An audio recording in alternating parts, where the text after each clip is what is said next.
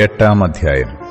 അനന്തരം യഹോവ യോശുവയോട് അരുളിച്ചെയ്തത്, ഭയപ്പെടരുത്, വിഷാദിക്കയും അരുത്. പടജ്ജനത്തെയൊക്കെയും കൂട്ടിപ്പുറപ്പെട്ട് ഹായിയിലേക്ക് ചെല്ലുക. ഞാൻ ഹായി രാജാവിനെയും അവന്റെ ജനത്തെയും പട്ടണത്തെയും ദേശത്തെയും നിന്റെ കയ്യിൽ തന്നിരിക്കുന്നു. യെരിഹോവിനോടും അതിന്റെ രാജാവിനോടും ചെയ്തതുപോലെ നീ ഹായിയോടും അതിന്റെ രാജാവിനോടും ചെയ്യണം. എന്നാൽ അതിലെ കൊള്ളയെയും കന്നുകാലികളെയും നിങ്ങൾക്ക് എടുത്തുകൊള്ളാം. പട്ടണത്തിന്റെ പിൻഭാഗത്ത് പതിയിരിപ്പ് ആക്കേണം. അങ്ങനെ യോശുവയും പടജ്ജനമൊക്കെയും ഹായിയിലേക്ക് പോകുവാൻ പുറപ്പെട്ടു. പരാക്രമശാലികളായ 30,000 പേരെ യോശുവ തിരഞ്ഞെടുത്ത് രാത്രിയിൽ അയച്ചു. അവരോട് കൽപ്പിച്ചത് എന്തെന്നാൽ, നിങ്ങൾ പട്ടണത്തിന്റെ പിൻഭാഗത്ത് പതിയിരിക്കണം. പട്ടണത്തോട് ഏറെ അകലാതെ എല്ലാവരും ഒരുങ്ങിയിരിപ്പിൻ. ഞാനും എന്നോടുകൂടെയുള്ള സകല ജനവും പട്ടണത്തോട് അടുക്കും. അവർ മുമ്പിലത്തെപ്പോലെ ഞങ്ങളുടെ നേരെ പുറപ്പെട്ടു വരുമ്പോൾ ഞങ്ങൾ അവരുടെ മുമ്പിൽ നിന്ന് ഓടും. അവർ ഞങ്ങളെ പിന്തുടർന്ന് പട്ടണം വിട്ടു പുറത്താകും. അവർ മുമ്പേ പോലെ നമ്മുടെ മുമ്പിൽ നിന്ന് ഓടിപ്പോകുന്നു എന്ന് അവർ പറയും. അങ്ങനെ ഞങ്ങൾ അവരുടെ മുമ്പിൽ നിന്ന് ഓടും. ഉടനെ നിങ്ങൾ പതിയിരിപ്പിൽ നിന്ന് എഴുന്നേറ്റ് പട്ടണം പിടിക്കണം.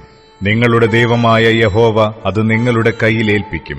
പട്ടണം പിടിച്ച ശേഷം നിങ്ങൾ അതിന് തീ വയ്ക്കണം. യഹോവയുടെ കൽപ്പനപ്രകാരം നിങ്ങൾ ചെയ്യണം. സൂക്ഷിച്ചുകൊള്ളുവിൻ, ഞാൻ നിങ്ങളോട് കൽപ്പിച്ചിരിക്കുന്നു. അങ്ങനെ യോശുവ അവരെ അയച്ച് അവർ പതിയിരിപ്പിന് ചെന്നു. ബേഥേലിനും ഹായിക്കും മധ്യേ ഹായിക്ക് പടിഞ്ഞാറ് അമർന്നു. യോശുവയോ ആ രാത്രി ജനത്തിന്റെ ഇടയിൽ താമസിച്ചു. യോശുവ അതികാലത്ത് എഴുന്നേറ്റ് ജനത്തെ പരിശോധിച്ചു. അവനും യിസ്രായേൽ മൂപ്പന്മാരും ജനത്തിന് മുമ്പായി ഹായിക്ക് ചെന്നു. അവനോടുകൂടെ ഉണ്ടായിരുന്ന പടജ്ജനമൊക്കെയും പുറപ്പെട്ട് അടുത്തു ചെന്ന് പട്ടണത്തിന് മുമ്പിലെത്തി ഹായിക്ക് വടക്ക് പാളയമിറങ്ങി. അവർക്കും ഹായിക്കും മധ്യേ ഒരു താഴ്വരയുണ്ടായിരുന്നു. അവൻ ഏകദേശം 5000 പേരെ തിരഞ്ഞെടുത്ത് ബേഥേലിനും ഹായിക്കും മധ്യേ പട്ടണത്തിന് പടിഞ്ഞാറ് പതിയിരുത്തി. അവർ പട്ടണത്തിന് വടക്ക് പടജ്ജനമായ സൈന്യത്തെയൊക്കെയും പട്ടണത്തിന് പടിഞ്ഞാറ് പതിയിരിപ്പുകാരെയും നിർത്തി.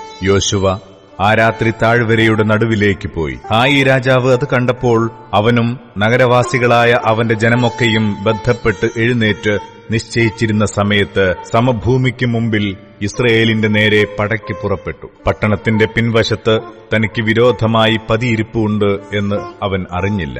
യോശുവയും എല്ലാ ഇസ്രയേലും അവരോട് തോറ്റ ഭാവത്തിൽ മരുഭൂമി വഴിയായി ഓടി. അവരെ പിന്തുടരേണ്ടതിന് പട്ടണത്തിലെ ജനത്തെയൊക്കെയും വിളിച്ചുകൂട്ടി. അവർ യോശുവയെ പിന്തുടർന്ന് പട്ടണം വിട്ട് പുറത്തായി. ഹായിയിലും ബേഥേലിലും ഇസ്രയേലിന്റെ പിന്നാലെ പുറപ്പെടാതെ ഒരുത്തനും ശേഷിച്ചില്ല.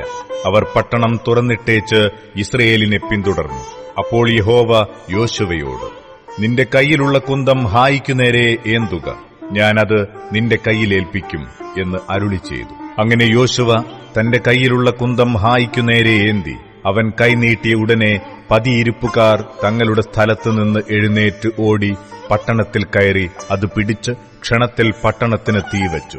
ഹായി പട്ടണക്കാർ പുറകോട്ട് നോക്കിയപ്പോൾ പട്ടണത്തിലെ പുക ആകാശത്തേക്ക് പൊങ്ങുന്നത് കണ്ടു.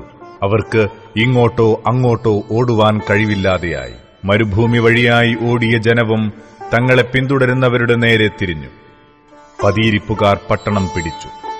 പട്ടണത്തിലെ പുക മേലോട്ട് പൊങ്ങുന്നു എന്ന് യോശുവയും എല്ലാ ഇസ്രയേലും കണ്ടപ്പോൾ മടങ്ങിവന്നു. പട്ടണക്കാരെ വെട്ടി. മറ്റവരും പട്ടണത്തിൽ നിന്ന് അവരുടെ നേരെ പുറപ്പെട്ടു. ഇങ്ങനെ ഇസ്രയേൽ ഇപ്പുറത്തും അപ്പുറത്തും അവർ നടുവിലുമായി. ഒരുത്തനും ശേഷിക്കയോ വഴുതിപ്പോകയോ ചെയ്യാതെ വണ്ണം അവരെ വെട്ടിക്കളഞ്ഞു. ഹായി രാജാവിനെ അവർ ജീവനോടെ പിടിച്ച് യോശുവയുടെ അടുക്കൽ കൊണ്ടുവന്നു. ഇസ്രയേൽ തങ്ങളെ പിന്തുടർന്ന ഹായി പട്ടണക്കാരെയൊക്കെയും വെളിമ്പ്രദേശത്ത് മരുഭൂമിയിൽ വെച്ച് കൊന്നു തീർക്കുകയും അവർ ഒട്ടൊഴിയാതെ എല്ലാവരും വാളിന്റെ വായ്ത്തലയാൽ വീണൊടുങ്ങുകയും ചെയ്ത ശേഷം ഇസ്രയേല്യരൊക്കെയും ഹായിയിലേക്ക് മടങ്ങിച്ചെന്ന് വാളിന്റെ വായ്ത്തലയാൽ അതിനെ സംഹരിച്ചു. അന്ന് പുരുഷന്മാരും സ്ത്രീകളുമായി വീണൊടുങ്ങിയവർ ആകെ 12,000 പേർ. ഹായി പട്ടണക്കാർ എല്ലാവരും തന്നെ. ഹായി പട്ടണക്കാരൊക്കെയും നിർമൂലമാക്കും വരെ കുന്തം ഏന്തിയ കൈ യോശുവ പിൻവലിച്ചില്ല. യഹോവ യോശുവയോട് കൽപ്പിച്ച വചനപ്രകാരം ഇസ്രയേല്യർ പട്ടണത്തിലെ കന്നുകാലികളെയും കൊള്ളയെയും തങ്ങൾക്കായിട്ട് തന്നെ എടുത്തു. പിന്നെ യോശുവ ഹായി പട്ടണം ചുട്ട് സദാകാലത്തേക്കും ഒരു മൺകുന്നും ശൂന്യഭൂമിയുമാക്കി തീർത്തു. അത് ഇന്നുവരെയും അങ്ങനെ കിടക്കുന്നു. ഹായി രാജാവിനെ അവൻ സന്ധ്യവരെ ഒരു മരത്തിൽ തൂക്കി. സൂര്യൻ അസ്തമിച്ചപ്പോൾ യോശുവയുടെ കൽപ്പനപ്രകാരം ശവം മരത്തിൽ നിന്ന് ഇറക്കി പട്ടണവാതിക്കൽ ഇടുകയും അതിന്മേൽ ഇന്നുവരെ നിൽക്കുന്ന ഒരു വലിയ കൽക്കുന്ന് കൂട്ടുകയും ചെയ്തു. അനന്തരം യോശുവ ഇസ്രായേലിന്റെ ദൈവമായ യഹോവയ്ക്ക് ഏബാൽ പർവ്വതത്തിൽ ഒരു യാഗപീഠം പണിതു. യഹോവയുടെ ദാസനായ മോശെ ഇസ്രായേൽ മക്കളോട് കൽപ്പിച്ചതുപോലെയും മോശെയുടെ ന്യായപ്രമാണ പുസ്തകത്തിൽ എഴുതിയിരിക്കുന്നതുപോലെയും ചെത്തുകയോ ഇരുമ്പ് തൊടുവിക്കുകയോ ചെയ്യാത്ത കല്ലുകൊണ്ടുള്ള ഒരു യാഗപീഠം തന്നെ. അവർ അതിന്മേൽ യഹോവയ്ക്ക് ഹോമയാഗങ്ങളും സമാധാനയാഗങ്ങളും അർപ്പിച്ചു. മോശ എഴുതിയിരുന്ന ന്യായപ്രമാണത്തിന്റെ ഒരു പകർപ്പ് അവൻ അവിടെ ഇസ്രായേൽ മക്കൾ കാൺകെ ആ കല്ലുകളിൽ എഴുതി.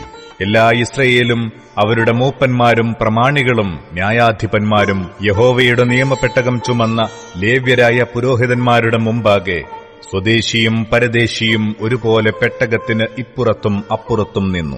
അവരിൽ പാതിപേർ ഗെരിസീം പർവ്വതത്തിന്റെ വശത്തും പാതിപേർ ഏബാൽ പർവ്വതത്തിന്റെ വശത്തും നിന്നു. അവർ ഇസ്രായേൽ ജനത്തെ അനുഗ്രഹിക്കണമെന്ന് യഹോവയുടെ ദാസനായ മോശെ മുമ്പേ കൽപ്പിച്ചിരുന്നതുപോലെ തന്നെ. അതിന്റെ ശേഷം അവർ ന്യായപ്രമാണ പുസ്തകത്തിൽ എഴുതിയിരിക്കുന്നതുപോലെയൊക്കെയും അനുഗ്രഹവും ശാപവുമായ ന്യായപ്രമാണ വചനങ്ങളെല്ലാം വായിച്ചു. മോശെ കൽപ്പിച്ച സകലത്തിലും സ്ത്രീകളും കുട്ടികളും ഉൾപ്പെടെ ഇസ്രായേൽ സഭ മുഴുവനും അവരോടുകൂടെ വന്നിരുന്ന പരദേശികളും കേൾക്കെ യോശുവ മോശെ കൽപ്പിച്ച സകലത്തിലും യാതൊന്നും വായിക്കാതെ വിട്ടുകളഞ്ഞില്ല.